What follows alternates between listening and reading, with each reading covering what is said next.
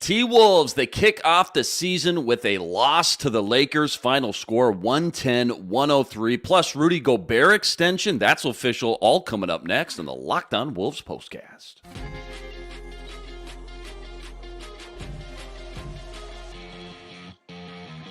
You are Locked On Wolves postcast, part of Locked On Minnesota on the Locked On Podcast Network. Your team every day. What's going on? And welcome back. Our first T-Wolves postcast episode of the new season right here on the Locked On Sports Minnesota Network. Your team every day. Got our guy Sam Ekstrom. He's filling in for our other guy, Jack Borman. Give him a follow for all the NBA hot takes. He's always firing off. He's at Sam Ekstrom. And Sam, so much to get into after this one, plus a long offseason. But first, quick reminder, tonight's episode brought to us by Game Time. Download the Game Time app, create an account, use code LOCKEDONNBA for $20 off your first purchase. Again, that's LOCKEDONNBA for $20 off your first purchase. Okay, man, the clock starts now. I got about 30 minutes and counting. There's so much I want to get into. I don't even know where to start. So many hot topics I want to ask you about after a wild offseason. Plus, rest assured, maybe segment 2 we'll dive into this Rudy Gobert extension that went down literally minutes before tip-off. But why don't we just start like we always do, some knee-jerk reactions, kind of broad overview takeaways, game one, first and foremost. Then we'll maybe slowly work our way back and touch on, all the new faces and some burning questions that kind of piled up over a long summer.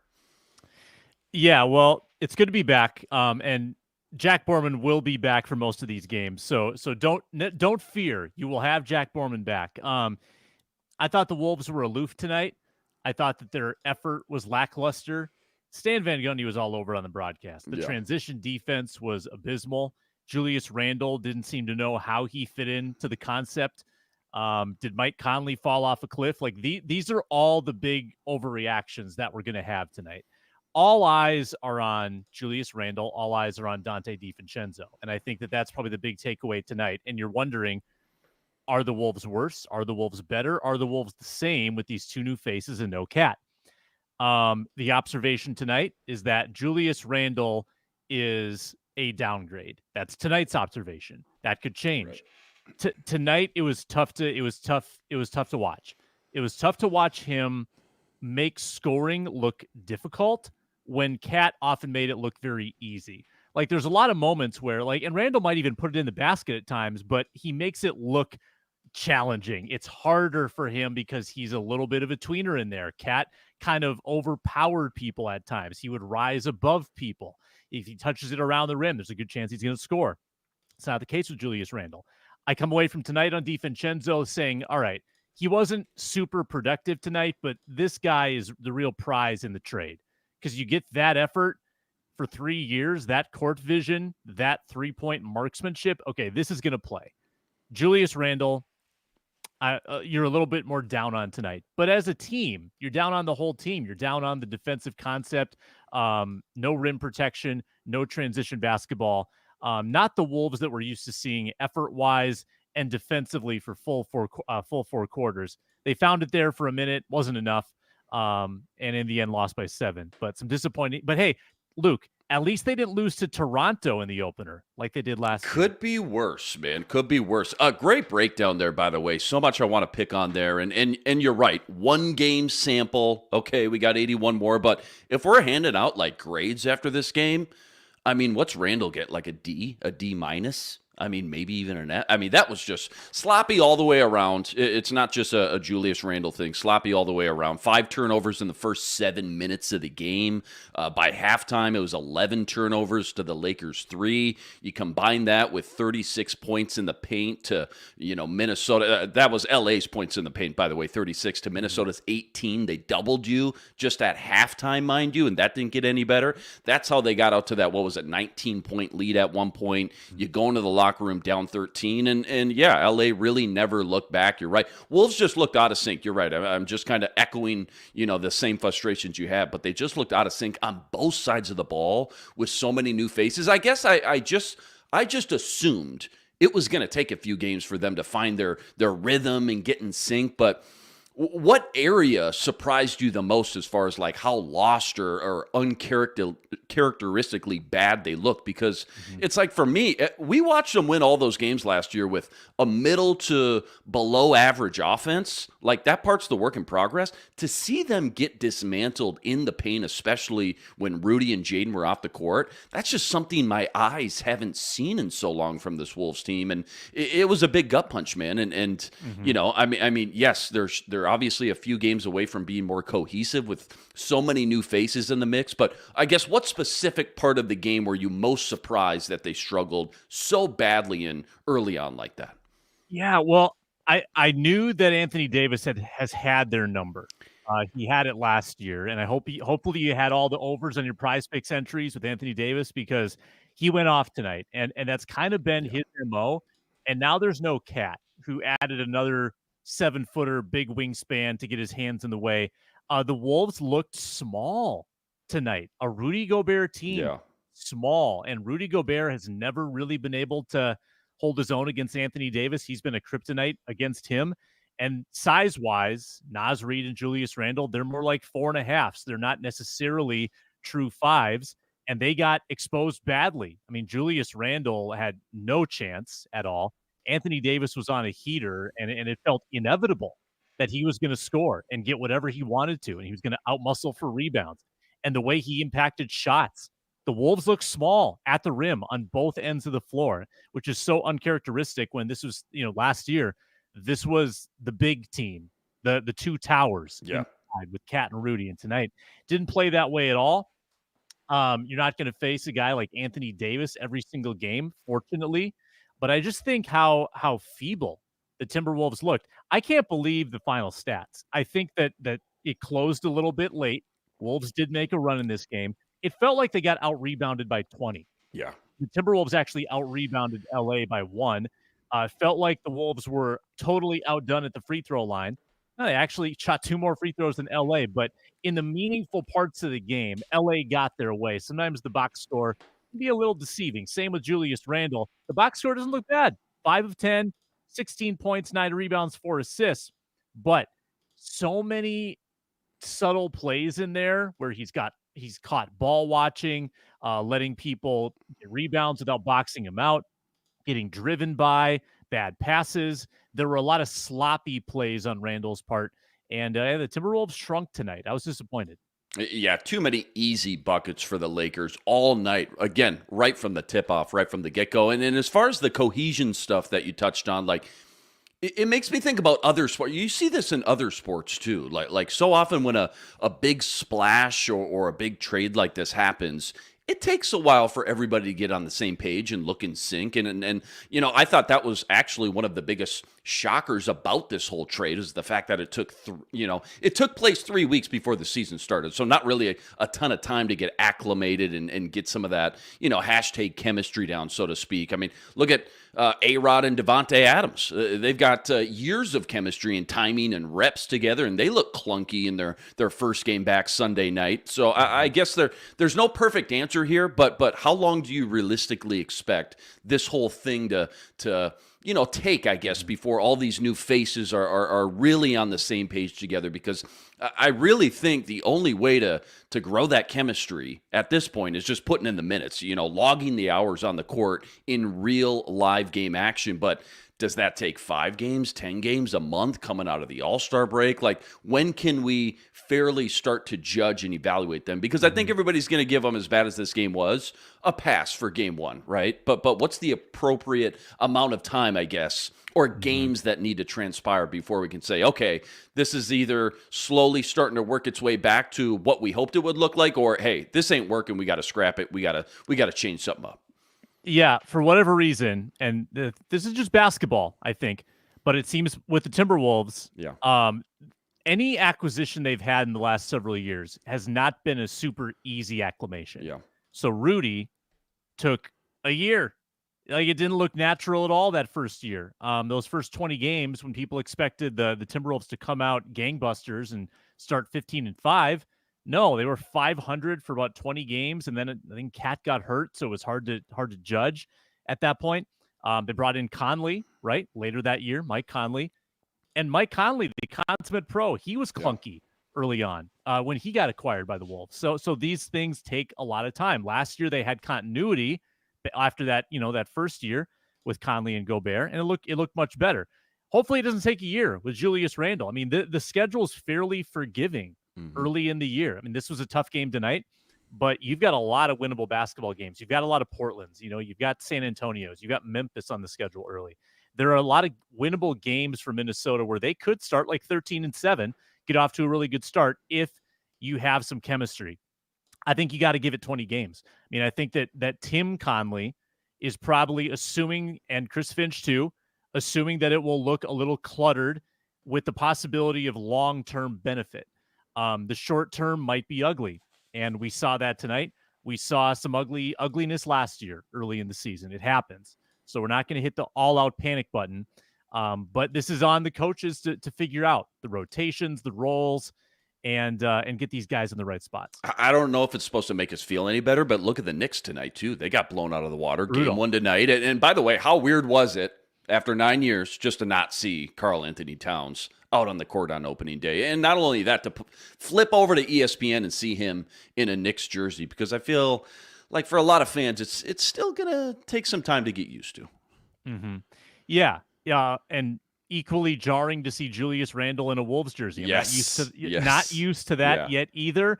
Both teams had miserable debuts with their new pieces, probably even worse for the Knicks. So at least it wasn't that bad for the Wolves tonight, but it was pretty rough. It did not meet any eye test whatsoever. And somehow they were in this game in the fourth quarter. We can get into that minutia as well. But there's a lot to clean up. Yeah, absolutely. One more quick one. I know we got to go to segment 2, but try to find a positive with me here for a second, because like you said, so many times during this game, it felt like they should have been down 20 points, if not even more. They kept hanging around. What can we build off of here that should at least give us a little bit of hope that Finch can clean up some of the sloppy stuff and do it somewhat rather quickly? Nickeil Alexander-Walker had a great game and closed the game. Yeah. Mike Conley, and I know this was a defensive move, Mike Conley rode the bench. He had played 20 minutes tonight. Nickeil Alexander-Walker was your closer because of how off Conley was in this game, and he was great tonight. He was super engaged defensively. There was one sequence where I think he was manning up D'Lo full court when the Wolves were actually making that run, and it was fun to see. I love Nickeil. He's a likable player. Also, Anthony Edwards, man. Now, I think they were getting on him about his lack of passing in this game. He was a little bit of a ball stopper maybe, but his level of fire, engagement, shooting, attack mode, and he had a couple shots that didn't drop. That I thought they were really good looks too. He was so engaged. If I see that type of competitiveness from Edwards every night, that's the kind of mode that's going to get him in the MVP conversation. If he is that assertive on a nightly basis, he's going to lead them to some wins. Like if he scores, if he gets a couple more shots to go down tonight, scores 35, they're probably right in this thing. And this was the kind of engagement I think that we wanted to see on a more regular basis from Ant last year. Yeah, well said there. I want to, pick your brain a little bit more about Ant and just his ceiling this year with so many new faces around later on. But plenty more deep dive from this one. We got to talk about this Rudy Gobert extension real quick. That's all coming up right after this. Quick reminder, tonight's episode brought to us by FanDuel. FanDuel, America's #1 sportsbook and official sportsbook partner of the NBA. Right now, FanDuel is giving you a chance at a huge return, $200 in bonus bets guaranteed with your first $5 wager. When you get the hunch in the middle of the game, you can check out the latest stats. You can view live play-by-play and so much more, all on the same page where you place your bets. Again, $200 in bonus bets guaranteed when you place your first $5 bet. Go check it all out over at FanDuel.com. Get in on some NBA future action while you're there. Sam just brought up Anthony Edwards. His MVP odds sitting at 15-1. Feels like some great value. It's all sitting up over at FanDuel.com. Again, check it all out over at FanDuel.com and get $200 in bonus bets guaranteed with your first $5 wager. FanDuel, America's #1 sportsbook and official sportsbook partner of the NBA. All right, real quick before we get into this extension, Rudy Gobert stuff that went down right before tip-off. You mentioned the fourth quarter minutia. I don't want to skip over that. I know you talked about that just closing segment one. Talk to me about what you noticed there and what caught your eye with the late game stuff with the Wolves. Yeah, really good start to the fourth quarter. I mean, worth noting too who they started the fourth quarter with. They go with Hart all in on defense, J-Mac, Nikhil, Rudy, and then Conley and Nas. So they've got their three best defenders on the floor. Foul trouble for J-Mac, a low-key disappointment in this game with a lot of disappointments. I was watching J-Mac pretty closely in this one, and I thought that when he was on the offensive end, and he only got 16 minutes, I thought that he was actually a real threat with the basketball on the offensive end. I know we're talking about a guy who scored 6 points. Yeah. But I loved his aggression. I loved how willing he was to get to the rim. Sometimes he floats. He wasn't floating tonight. He was looking to score. He got the ball halfway down on a couple three-pointers that bounced out. I actually think I think they missed him on both ends, honestly, tonight, especially on defense. 2 of those fouls he picked up in transition because nobody recovered. He was the only one back there and had to wrap guys up and take the foul, make them shoot free throws. But J-Mac getting the 5th foul early cost him. The Wolves had a moment, Luke. I mean, 85-81. They were there. Timberwolves had a couple. Well, they had a couple looks, right? They had a couple looks to pull within 1 or 2. Conley missed a short floater. I think they got an offensive rebound, kicked it to J-Mac. He had an open 3 that he passed up, traveled instead, then picked up his 5th foul, and then the Lakers scored the next 6. That was the game right there. Went from 85-81 to 91-81. Wolves never sniffed even a 4-point game after that. So the foul trouble for J-Mac, they didn't get to play the lineup they wanted to close this game. I can't imagine they envisioned Conley being off the floor so much of the fourth quarter. So it was just a weird, fluid rotation in that fourth, and the Wolves could get no stops. I mean, Anthony Davis, man, what a monster. I put in my notes in like every quarter, AD is a monster because he is. And I was looking at some box scores from last year against the Wolves too. He had a 33, 17, 8 with 4 steals and 2 blocks game against them last year as well. So he's got a little edge on Rudy Gobert, I would say right now. The MVP chance were deserved tonight for AD. He was an absolute machine tonight. It was almost, again, if you were unbiased just turning on and watching this game, you would be in awe of that performance. Obviously, frustrating for Wolves fans right now. I want to put a pin in this Jaden, and a lot of people are talking about Mike Conley, just the starting rotation, maybe the tweaks they should have. But let's just real quick try to tackle this Rudy extension. Again, it went down just minutes before tip-off, but I don't have a lot of info. I know Sham says it's a fresh multi-year extension through 27-28 season. I guess my immediate reaction would be, okay, this gives you more options, more flexibility if you want to re-up. Naz Reid obviously is the A topic. Julius Randle, if you so choose, pending how this whole experiment goes, while staying under that second apron, of course. But we'll have to get our guy Jack Borman on here to break down all the nuts and bolts. But just your knee-jerk reaction, what do you like initially from what you've seen as far as the details go?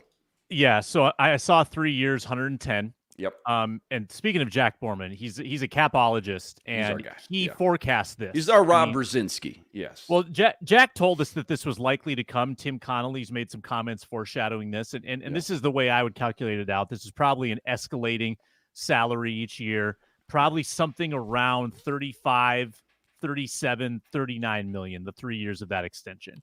So take into account he's making 43 million this year. So it's a discounted rate per year for Rudy. You're probably saving 8 to 10 million per year based on what you've been paying him with this new deal.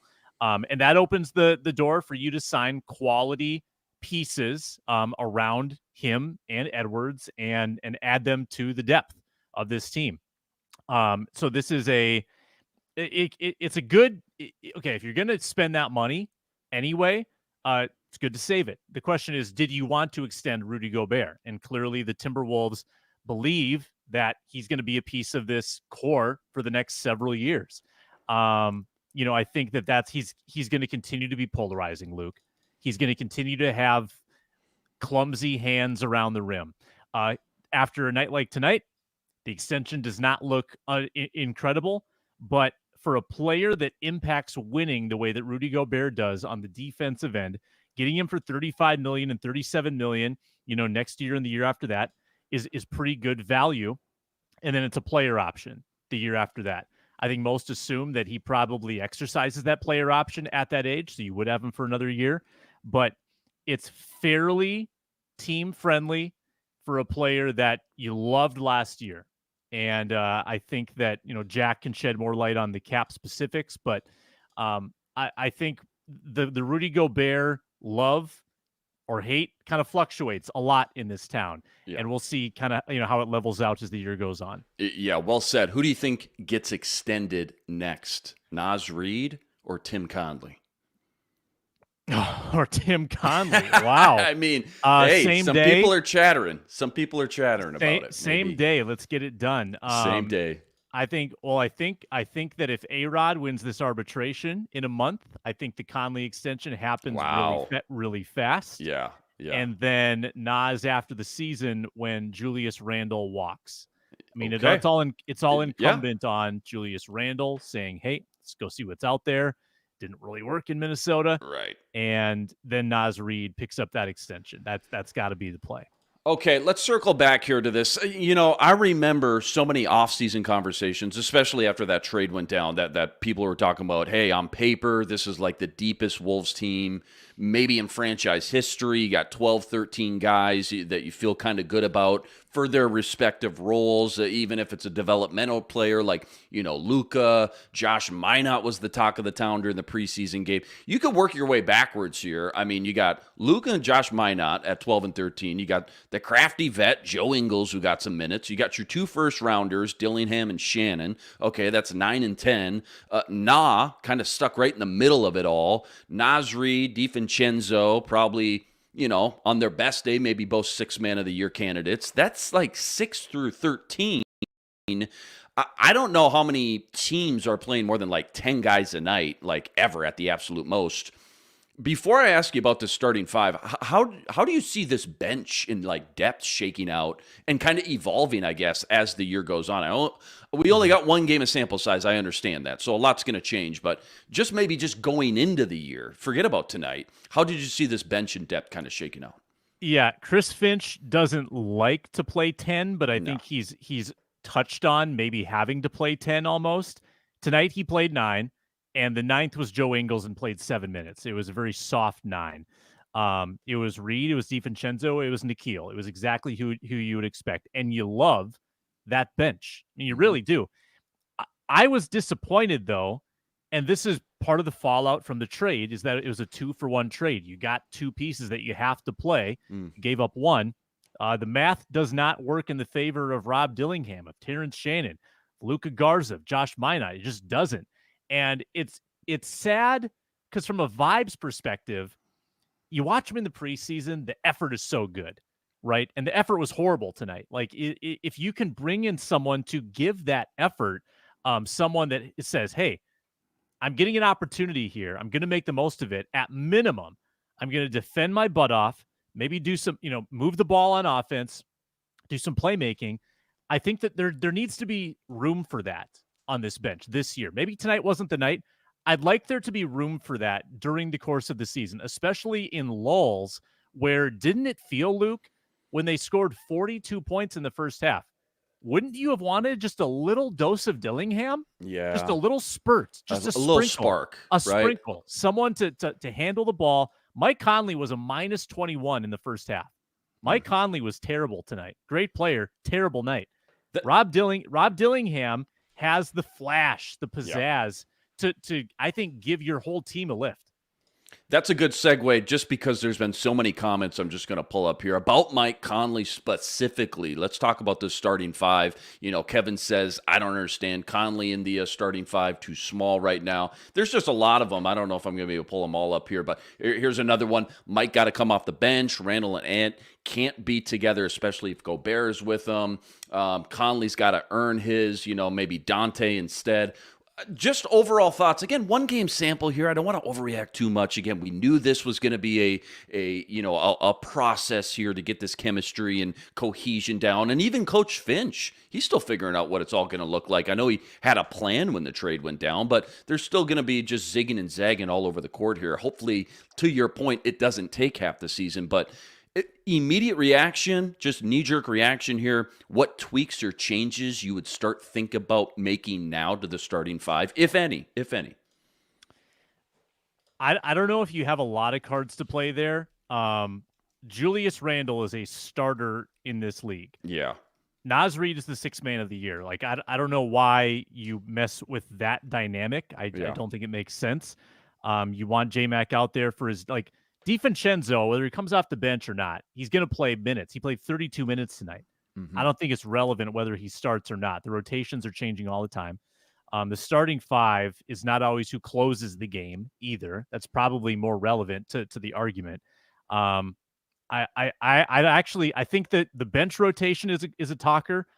I don't think your starting five is a huge talker here. You're not gonna start Mike Conley. You're not going to start the guy who had a almost 5-to-1 assist to turnover ratio last year, who had a career high 3-point percentage last year. If he gives you 25 games in a row like that, then yeah, we'll talk about falling off a cliff. But I don't think that's the case. If you watch him in the second half, it was pretty obvious that he realized, all right, I got to get it into gear. He was much more aggressive. He put up some threes. They didn't fall. He put up some floaters in the lane. They didn't fall. His shot quality was okay in the second half, and he didn't make shots. A lot of people didn't make shots tonight. So I'm not mashing the panic button there on the starting five. I think it's more about what happens after the opening tip. It's more about who is playing together and when. I don't think it's about who starts the game. And it's about how deep you want to go. Do you want to mix and match? Like, do you want to keep Randall off the floor when Gobert's out there? Like, yeah, okay. Right. That makes sense, but I don't think your starting five is going to be overly impacted. Agreed. Well said. Again, easy to just, not overcomplicate things, but just after one game, again, especially how frustrating and sloppy things were, I think this would be a lot different conversation if this was a one-possession game, the final minute, right? But just to get outplayed like they did from literally the tip-off to the final, whistle. It was just bad. So obviously a lot of frustration, just combing through a lot of comments on here, which we always appreciate all the engagement on here. Just interesting to see some of the takes out here. And again, I think it will be a little trial by fire here, especially these first 5-10 games, as it should be. We talked about on the Minnesota Football Party all the time, as discouraging as that loss was to the Lions. It's not the end of the world. You want to be playing your best football and best basketball at the end of the season. We're a long ways from that, and things are going to look a lot different from now until the time we get to, obviously, February, March, April, things like that. A couple quick minutes left. I do want to do a quick kind of season preview with you for what's to come for this Wolves team. That's all coming up right after this. Quick reminder, tonight's episode also brought to us by BetterHelp. When your schedule is packed with work projects and more, easy to let your priorities start to slip, even when we know what makes us happy. But when you feel like you got no time for yourself, non-negotiables like therapy, well, that's more important than ever. If you've been thinking about starting therapy, it's time to give BetterHelp a try. Entirely online and designed to be convenient, flexible, and suited for your schedule. All you got to do, so simple, fill out a brief questionnaire, you get matched up with a licensed therapist, and you can switch therapists at any time for no additional charge. Never skip therapy day with BetterHelp. Go visit BetterHelp.com/lockedon today to get 10% off your first month. That's BetterHelp, HELP.com/lockedon. Okay, before we get into just some quick season previews, kind of rapid fire.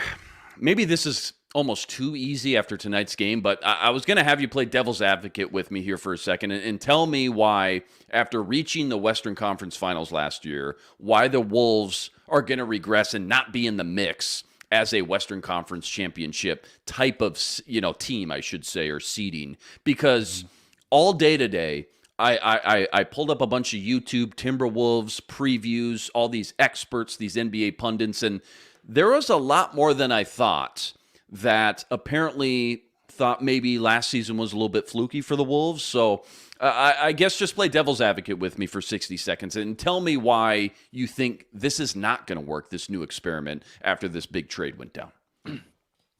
Couple aging starters, the Mike Conley regression that we already got into. Yep. You could have worse injury luck with, last year Cat had the big injury, but Cat you could 20, 30 games besides that?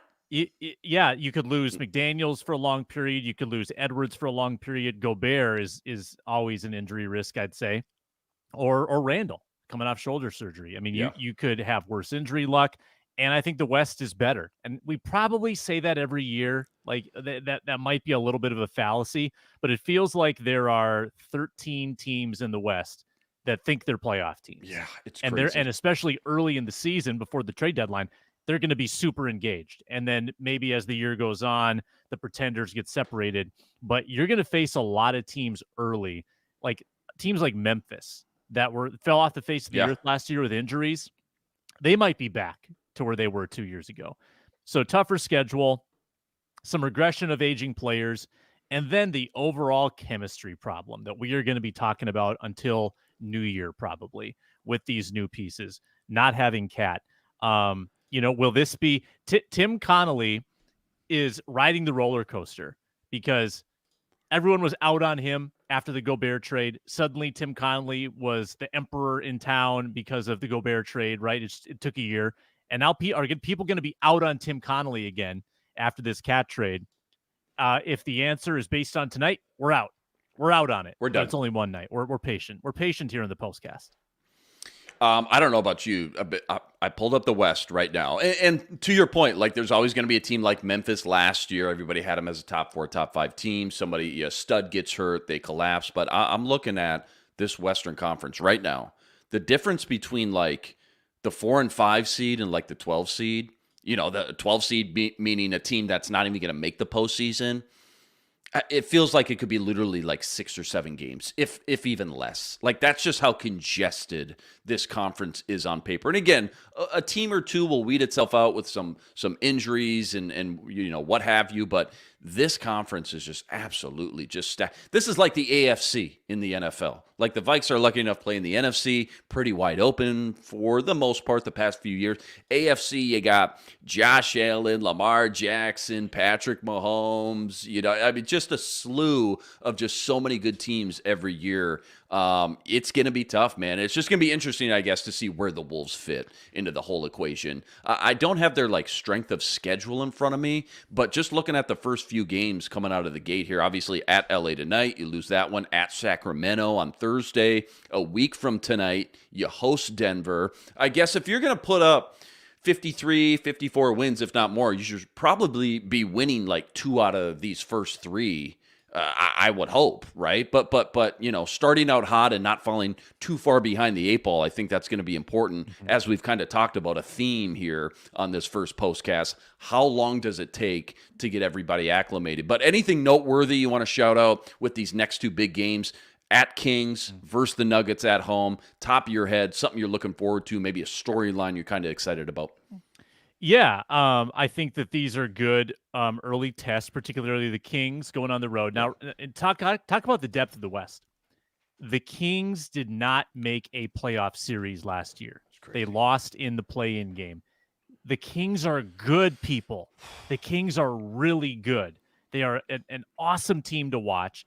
They weren't good enough to be in the top 8 last year, and they've now got DeMar DeRozan. I mean, that's going to be a great game. That's going to be a great atmosphere. The Wolves could start 0-2.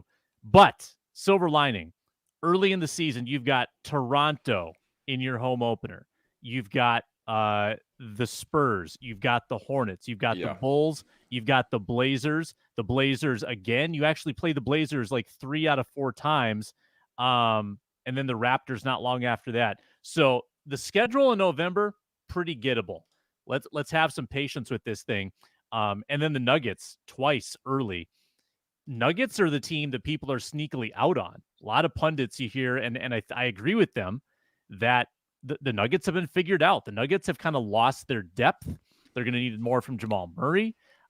People might have figured out Jokic a little bit, and a lot of that's a product of the Timberwolves beating him in the playoffs last year, and the Nuggets not really putting a lot around Jokic depth-wise. I mean, one of their top bench guys is Christian Brown this year. So watching how the Nuggets are early in this season, do they hear that criticism? Are they going to be back at the top of the heap, or are they going to have to struggle to be a contender in the West as well, at least in the top 3 or 4? I just want to circle back here. I know we're kind of wrapping up, going a little bit long today. It's the first episode, lot to talk about. Hope you guys don't mind. But, you brought up Ant and just the swag, man, the magic. Did you watch any of the starting 5 on Netflix? It was basically like the NBA version of quarterback with Ant and Jimmy Butler, Jason Tatum. I watched some clips. I mean, people are just like nationally, right? Even globally, you can say people are falling even more in love with this guy by the day. And on one hand, too, just seeing some of these clips, he's just a kid, man. Like, he's got this kid quality of a guy who just plays the game he loves so much because it makes him happy, because it brings him joy. I mean, you saw him john it up with Justin Jefferson as they recreated that KG and Randy Moss magazine cover. That was cool on its own. But watching some of these clips from this Netflix special, it's just crazy to see this 23-year-old who's just scratching the surface of how truly special he could become in this league. The things he's already accomplished at that age. It just gives us Minnesota fans so much excitement, so much optimism about the future. And that's something we haven't really had here in a long time since, I mean, you could say the KG era.